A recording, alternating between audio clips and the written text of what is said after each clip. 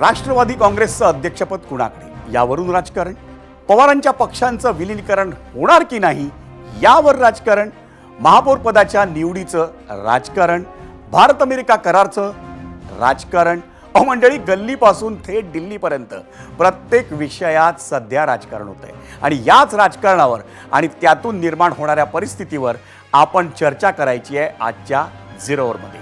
नमस्कार, मी विजय साळवी. एबीपी माझाच्या विशेष कार्यक्रमात म्हणजे झिरो अवरमध्ये आपल्या सगळ्यांचं स्वागत. अजित पवारांच्या अपघाती मृत्यूनंतर सध्या महाराष्ट्राच्या राजकारणाचा केंद्रबिंदू हा त्यांचा राष्ट्रवादी काँग्रेस हा पक्ष झालाय. या पक्षाचे अध्यक्ष, दोन्ही राष्ट्रवादी काँग्रेसचं संभाव्य विलीनीकरण यावर त्या दोन्ही पक्षांचे नेते बोलतायत, पण बाहेरचेही बोलतायत. राज्यातल्या बहुतांश शहरांमध्ये इव्हाना महापौर विराजमान झालेत किंवा त्याबाबतचा प्रश्न हा सुटलेला आहे. पण चंद्रपुरातला वाद दिल्लीत जाऊनही सुटलेला नव्हता. आता तो सुटल्याचं चित्र आहे. नाशिकमध्ये महायुतीला बहुमत आहे, पण तिथं महापौर पदावरून भाजपमध्ये आणि उपमहापौर पदावरून शिवसेनेत रुसवे फुगवे होताना दिसत आहेत. आजच्या झिरो अवरला सुरुवात करूया राज्यातल्या याच घडामोडीपासून.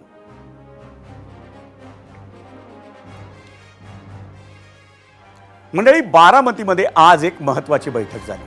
राष्ट्रवादी काँग्रेसचे ज्येष्ठ नेते आणि पवार कुटुंबाचे प्रमुख शरद पवार यांच्यासोबत दिवंगत अजित पवारांचे पुत्र पार्थ पवार आणि जय पवार, अजितदादांच्या भगिनी विजया पाटील यांची ही बैठक प्रामुख्यानं पार पडली. ही बैठक विद्या प्रतिष्ठानबाबत होती, कारण अजित पवार हे या संस्थेचे विश्वस्त होते.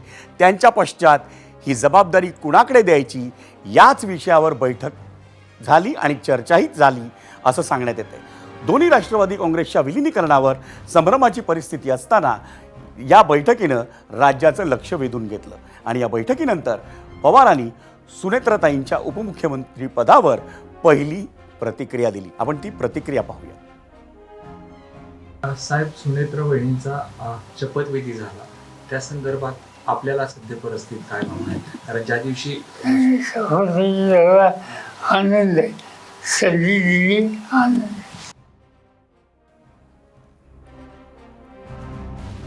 मंडळी, पवार कुटुंबामध्ये आज झालेली बैठक ही विद्या प्रतिष्ठानसाठी असल्याचं सांगण्यात येत असलं तरी त्या बैठकीला काही राजकीय अर्थ आहे का याबाबत तुमचं मत जाणून घेण्यासाठी आज आम्ही झिरो अवरमध्ये एक प्रश्न विचारला होता आणि हा प्रश्न पाहण्यासाठी आपण जाऊयात पोल सेंटरला.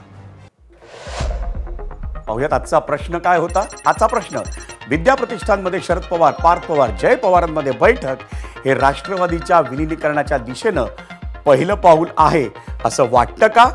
होय आणि नाही असे दोन पर्याय आम्ही अर्थातच यावर आपल्याला दिलेले होते.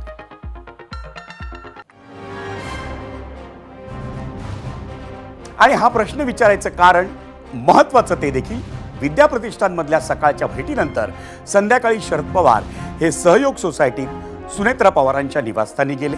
तिथे त्यांनी अजितदादांच्या प्रतिमेला फुलं वाहिली. यावेळी सांत्वनपर भेटीसाठी येणाऱ्यांशी पवार कुटुंबियांनी संवाद साधला. अजितदादांच्या निधनानंतर ब्रेक लागलेली विलीनीकरणाची चर्चा या निमित्तानं पुन्हा सुरू होते का याकडे आता दोन्ही पक्षांचे नेते आणि कार्यकर्त्यांचंही अर्थातच लक्ष असणार आहे, किंबहुना आहेच. मंडळी, नेत्यांमधून मात्र विलीनीकरणावर परस्पर विरोधी प्रतिक्रिया उमटताना दिसते. गेल्या काही दिवसांपासून शरद पवारांच्या राष्ट्रवादी काँग्रेसचे नेते हे अजितदादा विलीनीकरणासाठी आग्रही होते असं सांगतायत, तर अजित पवारांच्या राष्ट्रवादी काँग्रेसचे नेते हे त्याचा इन्कार करतायत. आजही तसंच झालं. उत्तमराव जानकर आणि धर्मराव आत्राम या दोन आमदारांनी नेमकं काय म्हटलंय आपण तेही पाहूया. दोन्ही राष्ट्रवादीच्या मनोमिलनाचा विषय झाला होता, पण त्यावेळी पवारसाहेबांचा जो विचार आहे तो शाहू फुले आंबेडकरांचा विचार आहे आणि अजितदादा ज्या बाजूला गेलेले आहेत तो विचार आहे तो गुलामगिरीचा विचार आहे. त्यामुळं त्या ठिकाणी कुणी ज्या वेळेला युती होईल ती कशा पद्धतीनं होईल आणि जर युती झाली तर मग तो अध्यक्ष कोणी ठरावा, काय व्हावं हा पुढचा प्रश्न आहे. असं काय चर्चा आमचा झाला नाही, कारण की मी फार जवळून मी त्यांच्यासोबत होतो, फार जवळचा होतो.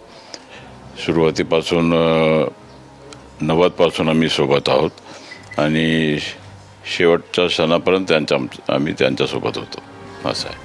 आणि असं काही चर्चा झाली नाही.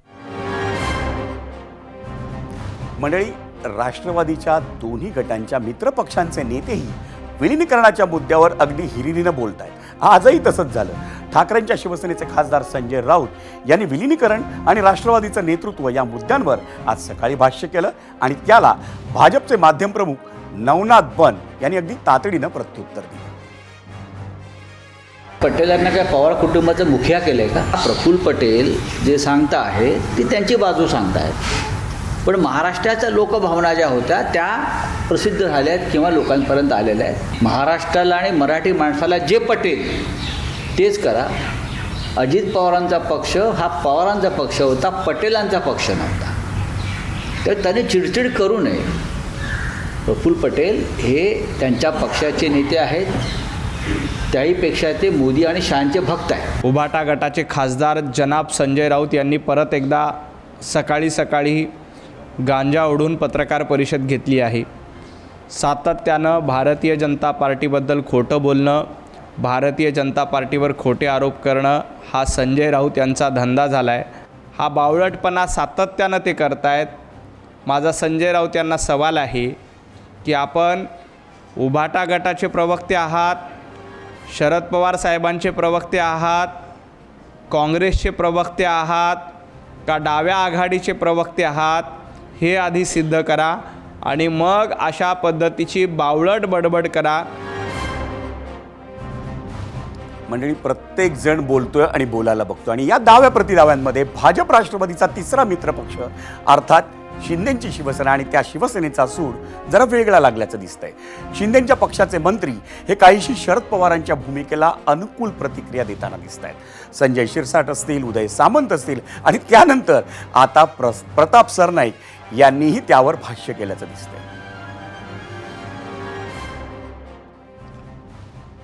अजितदादा गेल्यानंतर राजकारणामध्ये इतकी मोठी घडामोड होईल असं वाटलं नव्हतं. सुमित्रा वहिनी मुंबईकडे जाणे, इतर राजकीय नेत्यांनी स्टेटमेंट देणे हे थोडंसं मनाला पटत नाही. राजकारणामध्ये जे कालच्या ह्या घडामोडी जे पाहिल्यात 2 दिवसातल्या, तर याच्यामुळं असं वाटतं माणसापेक्षा खुर्चीला जास्त महत्त्व आहे. शरद पवारांनी जे सूचक वक्तव्य केलेलं आहे ते जर पाहिलं तर मला वाटतं या सर्व राजकारणातल्या घडामोडीमध्ये शरद पवारांना विचारलं गेलं नसावं.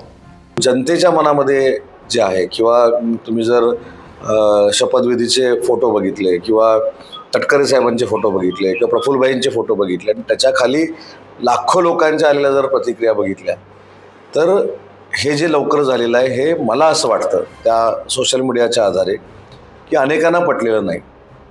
काल लोकसत्ताचा आपण जर अग्रलेख बघितला असतं त्याच्यामध्ये सुद्धा काही गोष्टी लिहिलेल्या आहेत. स्वाभाविक प्रत्येकाच्या मनाला जे वाटत असेल, पण त्याच्यामध्ये कायदेशीर बाब काय मला माहीत नाही.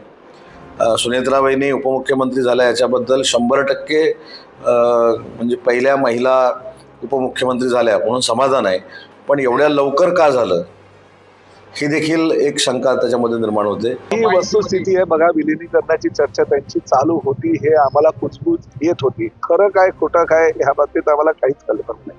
परंतु ह्या बाबतीत शरद पवार साहेब सातत्यानं सांगतात की विलिनीकरण होत होतं. जे शरद पवार पूर्वी सांगायचे नाही तशी चर्चा नाही, परंतु तेच आता अजितदादांच्या अकाली झालेल्या मृत्यूनंतर बोलायला लागले नाहीत. म्हणजे काहीतरी त्यामध्ये तथ्य असेल. परंतु शेवटी हा प्रश्न राष्ट्रवादीचा अंतर्गत प्रश्न, त्या विषयाला जास्त न बोलू लागेल. मंडळी, त्यात आता राष्ट्रवादी काँग्रेसचा अध्यक्ष कोण होणार हे अद्याप निश्चित झालेलं नसलं तरी उपमुख्यमंत्री सुनेत्रा पवारांसाठी पक्षातूनच वाढती मागणी होते. काल अमोल मिटकरींसह काही जणांनी सुनेत्राताईंकडे सूत्र सोपवण्याची मागणी केली होती आणि त्याला आज आणखी 2 आमदार म्हणजे धर्मराव बाबा अत्राम आणि प्रताप पाटील चिखलीकर या दोघांनीही पाठिंबा दिला. आपले उपमुख्यमंत्री सुनेत्राताई आहेत, ते आमचे राष्ट्रीय अध्यक्ष होतील आणि त्यांच्या नेतृत्वाखालीच आपल्याला पुढे लढायचं आहे. पण सुनेत्रा पवार यांच्या नेतृत्वात शरद पवारांच्या गटाने विलीन व्हावं. आता विलीन होत असतील तरच पुढच्या गोष्टी आहेत. म्हणजे सुनेत्रा पवार यांचं नेतृत्व मान्य केल्यानंतरच तो विलिनीकरण झालं पाहिजे. साहजिकच आहे ते. आपलं गटामध्ये यायचं असेल तर एकतर नंबर 1 NDAचा पॉलिसी, NDAच्या सोबत आपण गेला पाहिजे जसं आम्ही NDA सोबत आहोत आणि त्याच प्रमाणामध्ये त्यांना नेतृत्व मान्य करावं लागेल ताईंचं. आता सुनेत्रा वहिनीकडे जेव्हा सूत्र दिली तेव्हा त्यांनी तो डिसिजन घ्यायचा आहे. विलिनीकरणाच्या संदर्भामध्ये कुठलीही चर्चा झालेली नाही, परंतु एकदा त्यांना नेता म्हणून निवडल्याच्या नंतर पूर्ण अधिकार हे नेत्याला असतात. त्याच्यामुळे त्यांनी तो पूर्ण निर्णय त्याच्यामधला घ्यायचा. राष्ट्रीय अध्यक्षपद सुद्धा सुनेत्रा वहिनींनी स्वीकारावं असं काही आमदारांची भूमिका आहे. त्याच्यावर किती जणांच्या स्वाक्षऱ्या झाल्या हे मला माहिती नाही, पण माझी स्वाक्षरी त्याच्यावर आहे. कशावर? हे जे सुनेत्रा वहिनींनी राष्ट्रीय अध्यक्षपद स्वीकारावं अशा पद्धतीचं आमदारांनी जे पत्रक काढलं होतं त्याच्यावर माझी पण स्वाक्षरी आहे. आणि राष्ट्रवादी काँग्रेस किंवा पवार कुटुंबातल्या ज्या काही घडामोडी सध्या होत आहेत त्यावरती चर्चा करण्याआधी आम्ही विचारलेल्या प्रश्नावर आपल्याला प्रतिक्रिया पाहिजे आणि त्यासाठी आपण जाऊयात मीडिया सेंटरला. आजच्या आपण प्रतिक्रिया पाहतोय. एक्स वरती आलेल्या दोन्ही पक्ष एकत्र यावे यासाठी दादा आग्रही होते, ते आज असते तर एकत्रीकरण झालं असतं असं म्हणतायत उज्ज्वल भोयर. यूट्यूबवर आलेली प्रतिक्रिया आपण पाहतोय. शहाणे असतील तर विलिनीकरण करतील असं अजय शेलार म्हणतायत. यूट्यूबवरच स्वप्नील काळे म्हणतात शरद पवार एक बोलतात, राष्ट्रवादीचे नेते दुसरंच बोलतात, काहीच कळेना.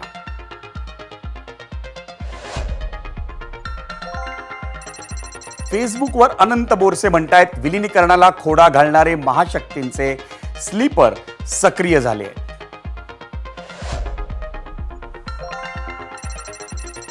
इंस्टाग्रामवर दीपक पाटील म्हणतायत विलिनीकरणाच्या दिशेनं पहिलंच पाऊल आहे असंच म्हणावं लागेल.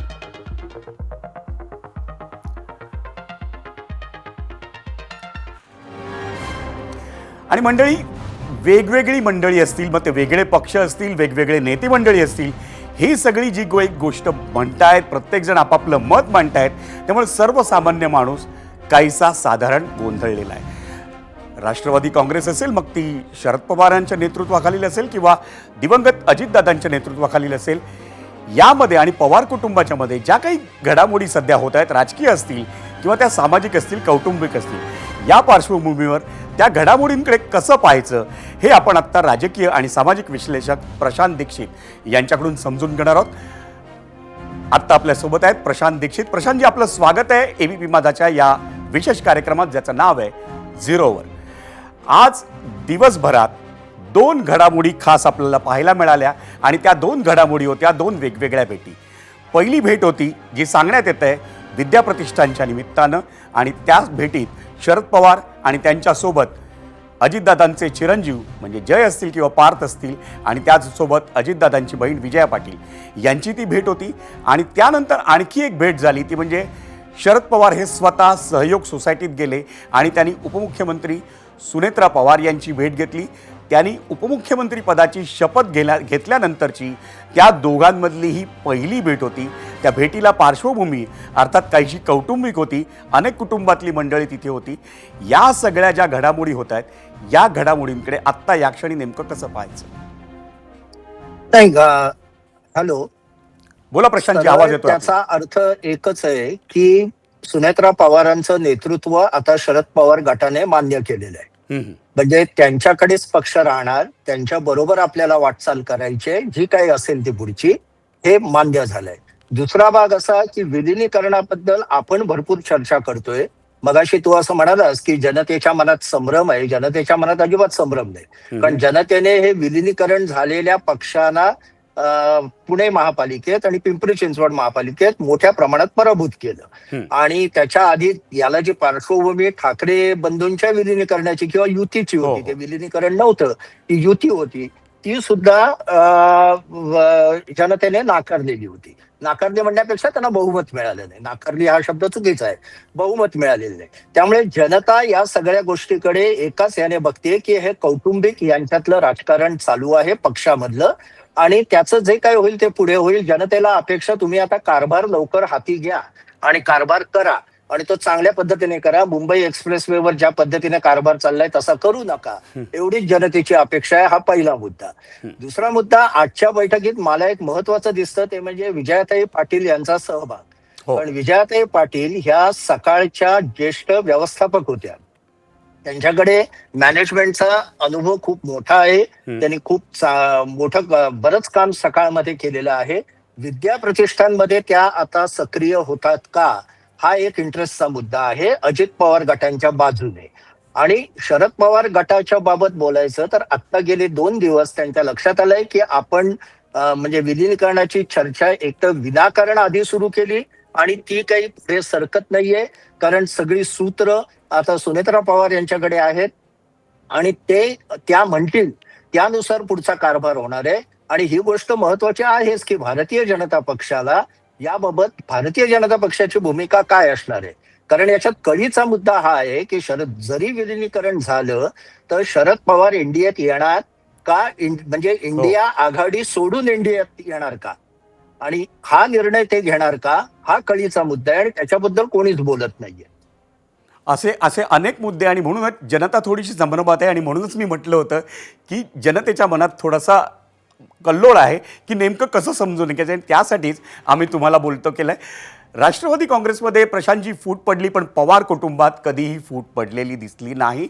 अगदी अजितदादा हयात असताना आणि अजितदादांचं दुर्दैवी अपघाती निधन झाल्यानंतरही पवार कुटुंबीय मात्र एकत्र दिसतंय. राष्ट्रवादी काँग्रेस मधलं विलिनीकरणाचं जी चर्चा सुरू आहे ती या कौटुंबिक एकीच्या पार्श्वभूमीवर जर समजून घ्यायची असेल तर ती कशी घ्यायची? कुटुंब एकत्र राहील, विलिनीकरण हो न हो कुटुंब एकत्रित राहणार. कारण एक लक्षात घ्या की पवार कुटुंबियाने बारामती परिसरात आणि इतरत्रही डेव्हलपमेंट, ज्याला विकासाचे प्रोजेक्ट म्हणतात किंवा विकासाच्या संस्था म्हणतात, विद्या प्रतिष्ठान एक त्याचं उदाहरण, अशा अनेक संस्था आहेत, याच्यामध्ये ते सक्रिय आहेत. आणि अशा पद्धतीने विकासाचं काम करायचं असेल तर सत्तेबरोबर राहायला पाहिजे, ही अजितदादांची भूमिका होती, जी पूर्वी शरद पवारांचीही होती. म्हणजे जर का 99 मध्ये शरद पवारांचं आपण ऐकलं किंवा 2004 मधल्या त्यांच्या भूमिका पाहिल्या तर सत्तेच्या बरोबर राहिलं तर विकासाची गाडी जोरात हाकता येते, विरोधात राहून ते होत नाही. हे त्यांना 85 मध्येच लक्षात आलं होतं, जेव्हा ते काँग्रेस सोडून बाहेर गेले होते आणि परत काँग्रेसमध्ये आले. त्यामुळे त्या दृष्टीने पुढे वाटचाल करायची तर सत्तेबरोबर राहणं हे पवार कुटुंबियांसाठी आवश्यक आहे. एकतर अजितदादांमुळे ते थेटपणे सहभाग होता, आता सुनेत्रा वहिनींच्या मार्फत त्यांच्याशी कसे संबंध ठेवून, म्हणजे सौदार्याचे संबंध ठेवून आपल्या सगळ्या तिथल्या संस्था आणि तिथल्या जे अनेक विकासाची कामं आहेत ती मार्गी लागतील. त्याच्यासाठी चांगला निधी सरकारकडनं मिळेल, सरकार त्याच्याकडे त्याच्या पाठीशी उभं राहील, कारण अजितदादा अर्थमंत्री होते, त्यामुळे ते अनेक गोष्टी स्वतः करू शकत होते. एक वेळ ते देवेंद्र फडणवीस यांना म्हणजे त्यांच्यावर थोडासा प्रभाव टाकून आपल्याला हवं ते करून घेऊ शकत होते. हे आता सुनेत्रा वहिनींना जमेल का, हा इथे कळीचा मुद्दा आहे बारामती परिसरात. आणि म्हणून पवार कुटुंब एकत्र राहणं हे बारामतीच्या विकासासाठी आवश्यक आहे. त्यामुळे ते कुटुंब एकत्र राहील, पण म्हणून 2 राष्ट्रवादी विलिनीकरण होईल असं मला वाटत नाही. कदाचित राज आणि उद्धव ठाकरे यांच्यासारखी त्यांची युती होऊ शकते, ही एक पहिली स्टेप असू शकते. आणि विलिनीकरण हे पुढच्या निवडणुकीच्या वेळी तेव्हाचं वातावरण बघून, तेव्हाचं एकूण जनमताचा सूर बघून त्यानुसार होऊ शकतं. प्रशांतजी, तुम्ही एक मुद्दा आता बोलता बोलता सांगितला होता, ते म्हणजे पवार कुटुंबाने सुनेत्राताईंचं नेतृत्व स्वीकारलंय असं दिसतंय. कारण शरद पवारांनी आज त्यांच्या उपमुख्यमंत्रीपदी जो शपथविधी झाला त्याचं स्वागत केलंय, आनंद झालाय असं त्यांनी म्हटलंय. पण त्याच वेळी विलिनीकरणाच्या चर्चेमध्ये मुख्यमंत्री देवेंद्र फडणवीस कुठेही नव्हते, त्यामुळे त्यांना भाष्य करण्याचा अधिकार काय असा सवालही त्यांनी उपस्थित केला आहे. या 2 वेगवेगळ्या घडामोडी आहेत, पण त्या एकत्र पाहायच्या तर सर्वसामान्य माणसानं त्याकडे कसं पाहायचं? देवेंद्र फडणवीसांचं वाक्य आपण नीट ऐकलं तर ते एवढंच म्हणाले की त्या पक्षात काय चाललंय हे मला माहित नाही, पण माझ्यापर्यंत विलिनीकरणाची चर्चा आली नव्हती. आणि मला वाटतं हे लॉजिकल वाक्य आहे. म्हणजे याचा एक अर्थ असा होतो की विलिनीकरणाची चर्चा त्या टप्प्यात गेलेली नव्हती की ज्या टप्प्यात भाजपशी त्याबाबत बोलावं. म्हणजे फारच प्राथमिक स्तरावर झाली असेल तर चर्चा असेल. आणि ते आपल्यालाही माहित होतं, कारण पिंपरी चिंचवड आणि पुण्यामध्ये त्यांनी एकमेकाच्या बरोबर एका चिन्हावर निवडणूक लढवलेली आहे, किंवा आता जिल्हा परिषदेतही ते लढवत आहेत एका चिन्हावर अनेक ठिकाणी निवडणुका. त्यामुळे या पद्धतीचं सामंजस्य हे नक्कीच होतं. विलिनीकरण होऊन सत्तेत शरद पवार गटाने सहभागी होणं हा जो टप्पा आला असता तर त्या टप्प्यावर नक्कीच अजितदादांना देवेंद्र फडणवीसांशी बोलावं लागलं असतं. एवढंच नाही तर अमित शहा आणि कदाचित पंतप्रधान नरेंद्र मोदी यांचं किंवा भारतीय जनता पक्षाचे श्रेष्ठी यांच्याशी चर्चा करायला लागली असती, कारण शेवटी महाराष्ट्रातलं सरकार याच्यात बहुमताचा बहुसंख्येचा पक्ष हा भारतीय जनता पक्ष आहे. त्यामुळे शरद पवार गटाला इन्व्हॉल्व्ह करून घेतल्यानंतर सत्तेत त्यांचा सहभाग कसा असावा, कोणता असावा, काय पद्धतीचा असावा, या सगळ्या गोष्टीची चर्चा ही आवश्यक होती. पण मुळात पहिला मुद्दा हा की इंडिया गट सोडून म्हणजे राहुल गांधींना सोडून शरद पवार इकडे येणार होते का? आणि याबाबत एक महत्वाची माहिती म्हणण्यापेक्षा एक ऑब्झर्वेशन की अजूनही बारामतीत कोणीही काँग्रेसचा किंवा इंडिया आघाडीतला ज्येष्ठ नेता आलेला नाही आजपर्यंत. फक्त सकपाळ पहिल्या दिवशी होते आणि ते साहजिक आहे, सर्व पक्षांचे नेते अंत्यदर्शनाला आलेले होते. पण त्यानंतर बारामतीकडे इंडिया गट कोणीही मोठा नेता आलेला नाही. म्हणजे कदाचित माझं चुकीचं असेल, पण हे स्पष्ट दाखवत आहे की इंडिया गट हा सध्याच्या घडीला तरी अजितदादा गटाबरोबर नाहीये आणि हे शरद पवारांना ऍक्सेप्ट असणार आहे, म्हणजे त्यांच्या गटाला ऍक्सेप्ट असणार आहे. हा एक मुद्दा आहे. आणखी एक कळीचा मुद्दा इकडे, एक छोटासा प्रश्न आहे, पण आपल्याकडे वेळ देखील कमी आहे, कदाचित थोडं लवकर द्यावं लागेल उत्तर. तो प्रश्न असा आहे की अजितदादांच्या राष्ट्रवादीचे नेते आणि मुख्यमंत्री देवेंद्र फडणवीस हे एका पातळीवर कुठेतरी दिसत आहेत, पण त्याचवेळी शिंदेच्या शिवसेनेचे नेते असतील, मग ते उदय सामंत असतील, त्याचप्रमाणे संजय शिरसाट असतील आणि आज प्रताप सरनाईक, हे काहीशी वेगळी भूमिका किंवा वेगळी शंकास्पद भूमिका व्यक्त करताना दिसत आहेत विलीनीकरणाच्या मुद्द्यावर. तर ही जी राजकीय गोळाबेरीज आहे किंवा बेरीज वजाबाकी आहे, तर त्याकडे कसं पाहायचं? गेल्या 1.5 वर्ष हे सरकार आल्यापासून शिंदे गटात कायमच चुळबुळ करण्याच्या मनस्थितीत आहे. मग कधी ते दरेगावचं जाणं रुसवे फुगवे याच्यातच चालू आहे. त्यामुळे अशा वेळे ते भारतीय जनता पक्षाला टोचायचं संधी मिळाली तर ती, आणि आघाडीच्या सरकारात असं नेहमीच केलं जातं, म्हणजे भारतीय जनता पक्ष जर का शिंदेच्या जागी असता तर त्यांनी तसंच केलं असतं किंवा अन्य कोणी पक्षाने केले असतं. त्याला फार सिरियसली घेण्याची गरज नाही. उदय सामंतांनी आज जे म्हटलं त्याची मला गंमत वाटली की सोशल मीडियाचा त्यांनी रेफरन्स दिला. हा रेफरन्स बघितला असता तर त्यांनी शिवसेना सोडायलाच नको होती, कारण तेव्हा सोशल मीडियावर यांच्या विरोधात केवढं लिहून येत होतं. किंवा खुर्चीसाठी केलं म्हणून शिरसाट म्हणाले, मग खुर्चीसाठीच यांनी केलं असं तेव्हाही लोक म्हणत होते. त्यामुळे या सगळ्या राजकारणाच्या गोष्टी आहेत. जरा भाजपला कान टोचता येत असतील, तशी संधी मिळाली तर ती जरूर साधावी. या हिशोबाने या मंडळींनी काम म्हणजे ही मंडळी अशा वेळी बोलतात. आणि दुसरं असं की त्यातनं लक्ष पण वेधलं जातं ना, नाहीतर या सगळ्या याच्यात ते बाहेरच पडले असते, म्हणजे त्यांना कोणी विचारलंच नसतं. जसं सध्या उद्धव ठाकरेंच्या गटाला फारसं कोणी विचारत नाहीये, राज ठाकरेंना विचारत नाही, सगळा फोकस आपला राष्ट्रवादीवर आहे. अशा वेळी या गोष्टींकडे फार गांभीर्याने बघू नये असं मला वाटतं. धन्यवाद प्रशांतजी या सविस्तर विश्लेषणाबद्दल. तर आपल्यासोबत आत्ता या गेस्ट सेंटरमध्ये आपल्यासोबत चर्चा करत होते राष्ट्रवादीतल्या घडामोडींच्या विषयी, ते म्हणजे प्रशांत दीक्षित. त्यांचे आभार मानून आपण पुढे वळूया. झिरोवरमध्ये मंडळी पुढल्या विषयावर चर्चा करण्याआधी पाहूयात राष्ट्रवादीच्या विलीनीकरणावर आम्ही विचारलेल्या प्रश्नावर लोकांनी काय कौल दिला, आणि त्यासाठी जाऊयात पोल सेंटर.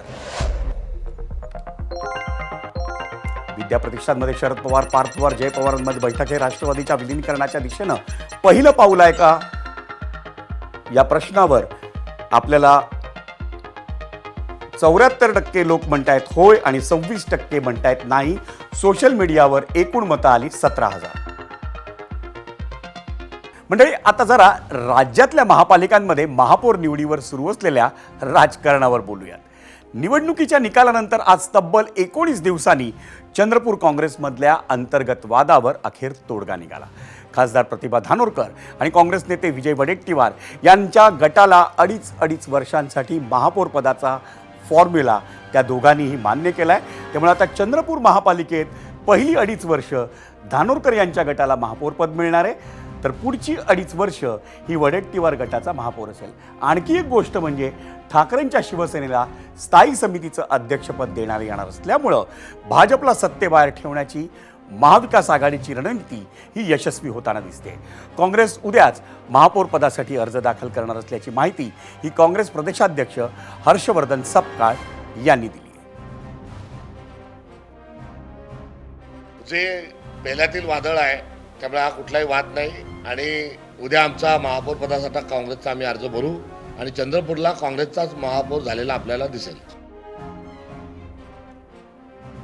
आणि हा समेट होण्याआधी चंद्रपूरमधल्या समस्येवर तोडगा काढण्यासाठी दिल्लीत काँग्रेस पक्षश्रेष्ठी प्रतिभा धानोरकर आणि विजय वडेट्टीवार यांच्या बैठकीदरम्यान आणखी एक भेट झाली. ती भेट म्हणजे काँग्रेसचे निरीक्षक सुनील केदार आणि ठाकरेंच्या शिवसेनेचे खासदार अरविंद सावंत यांची. ही भेट अनौपचारिक असल्याचं खासदार अरविंद सावंत यांनी माध्यमांसमोर म्हटलं असलं तरीही चंद्रपुरात ठाकरेंच्या नगरसेवकांचा पाठिंबा मिळवण्यासाठी ती भेट महत्त्वपूर्ण होती. ऐकूयात काय म्हणालेत खासदार अरविंद सावंत या भेटीबद्दल आणि चंद्रपुरात काँग्रेसला पाठिंबा देण्याबद्दल. आत्ता चंद्रपूर आणि परभणी महाराष्ट्रामध्ये सत्ताधारी पक्षाच्या विरोधात ठामपणे कोण उभं आहे तर तुम्हाला दिसेल काँग्रेस पक्ष आणि आदरणीय उद्धवजी ठाकरे साहेबांची शिवसेना. आत्ता चंद्रपूर आणि परभणीमध्ये आमचे महापौर निश्चितपणे आम्ही दोघं जण एकत्र असल्यानं बसणार आहेत. त्या संदर्भात सहज एक अशी भेट जुने मित्र आहेत ते त्यांच्या बैठकीसाठी आलेत, त्याला वेळ आहे म्हणून मला भेटायला आले. म्हटलं आनंदाची गोष्ट आहे. बाकी यामध्ये वेगळं काय असं आहे असं आमच्याकडे पक्षाचे प्रमुख ठरवतात, त्यामुळे दोन्ही पक्षाच्या प्रमुखांनी ठरवलेलं आहे परभणी आणि चंद्रपूर. एका ठिकाणी काँग्रेस सभा असेल, एका ठिकाणी शिवसेना. पण ऐकलं अरविंद सावंत काय म्हणत होते चंद्रपूरबद्दल. पण आता जाऊयात दिल्लीला, कारण तिथंही जोरदार राजकारण रंगलेत एक पुस्तक आणि एका करारावरून. संसदेच्या अर्थसंकल्पीय अधिवेशनात आज सलग दुसऱ्या दिवशी गोंधळ झालं असं की राष्ट्रपतींच्या अभिभाषणानंतर आभार प्रस्तावावर विरोधी पक्षनेते राहुल गांधींनी काल माजी लष्कर प्रमुख जनरल मनोज नरवणे यांच्या एका अप्रकाशित पुस्तकातला उतारा वाचून दाखवायला सुरुवात केली होती. त्यावर सत्ताधारी बाकांवरून जोरदार आक्षेप घेण्यात आला. अप्रकाशित पुस्तकाचा संदर्भ संसदेत देता येत नाही असं लोकसभा अध्यक्ष ओम बिर्ला यांनी बजावून सांगितलं. त्यावर विरोधकांनी गोंधळ घातला आणि त्यामुळं कामकाज तहकूब झालं. त्याच गोंधळाची आज पुनरावृत्ती झाली. राहुल गांधी यांनी पुन्हा एकदा त्या पुस्तकाचा संदर्भ द्यायला सुरुवात केली होती. त्यावर वारंवार कामकाज तहकूब झालं. संध्याकाळी 5 वाजता पंतप्रधान नरेंद्र मोदी यांचं भाषण होणार होतं, पण गोंधळ सुरूच राहिल्यामुळं कामकाज दिवसभरासाठी तहकूब करावं लागलं. परिणामी पंतप्रधानांचं भाषण होऊ शकलं नाही. दुपारच्या सत्रात भारत अमेरिकेच्या व्यापार कराराबाबत वाणिज्य मंत्री पियुष गोयल हे लोकसभेसमोर निवेदन करत होते, पण तेव्हाही विरोधकांनी गोंधळ घातला आणि त्यामुळं सध्या तरी लोकशाहीचं मंदिर समजल्या जाणाऱ्या संसदेत सत्ताधारी विरोधकांना बोलू देत नाहीयेत आणि विरोधक मंत्र्यांना, असं चित्र आहे.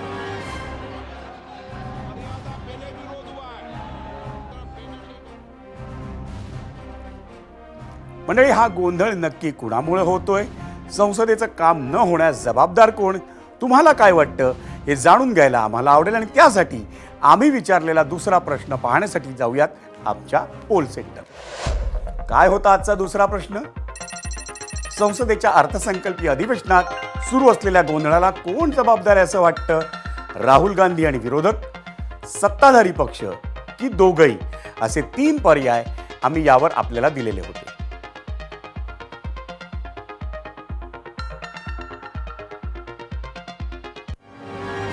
आणि संसद वारंवार तहकूब होत असताना विरोधकांनी सरकारवर टीकेची झोड उठवली. काल 8 खासदारांचं निलंबन केल्याचा निषेध करत आणि विरोधकांचा आवाज दाबला जात असल्याचा आरोप करत विरोधी पक्षांनी संसदेच्या प्रांगणात निदर्शनं केली. पंतप्रधान मोदी घाबरले असल्यामुळं राहुल गांधींना बोलू दिलं जात नसल्याचा आरोप त्यांच्या भगिनी आणि काँग्रेस खासदार प्रियंका गांधी यांनी केला. ये सरकार स्पष्ट दिखाना चाहती है कि इस संसद में सिर्फ उनकी चलती है.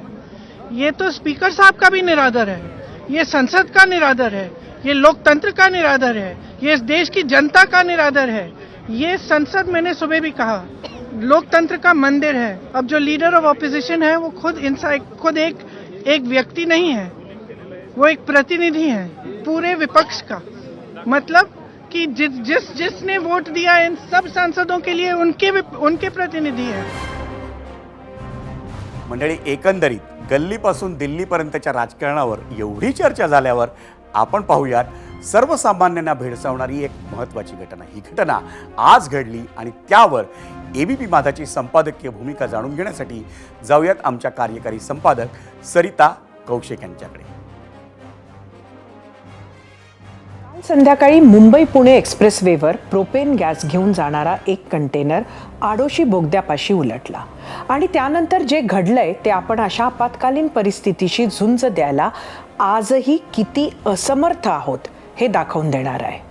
मंगळवारी संध्याकाळी 6च्या सुमारास एक्सप्रेसवेवर कोंडी सुरू झाली आणि 24 तास उलटून गेले तरी रांगा फक्त वाढत राहिल्या, कोंडी मात्र सुटू शकली नाही आणि हजारो लोकांनी आपल्या जीवनातील सर्वात असहाय्य करणारा, कुचंबणा करणारा काळ अनुभवला.